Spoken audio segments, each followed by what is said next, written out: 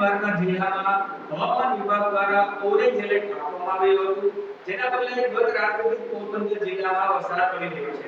ગત રાત્રિથી આજે બપોરના 12 વાગ્યા સુધીમાં 2 ઇંચ જેટલો વરસાદ પોરબંદરમાં નોંધાઈ રહ્યો છે. તો રાણાવાલા કુંડલીમાં પણ અડધો ઇંચ જેટલો વરસાદ નોંધાયો છે.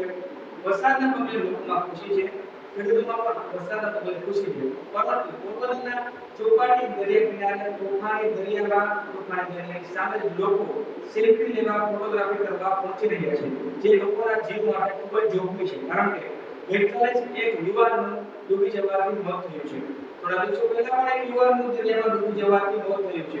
પોરબંદર જિલ્લા વહીવટી તંત્ર દ્વારા ચોપાટી દરિયા કિનારે પ્રતિબંધનું જાહેરનામું કરવાવું જોઈએ, નહીંતર હજુ એક યુવાનનું કે અન્ય કોઈ લોકોનું દરિયામાં ડૂબી જવાથી તણાવથી મોત થશે.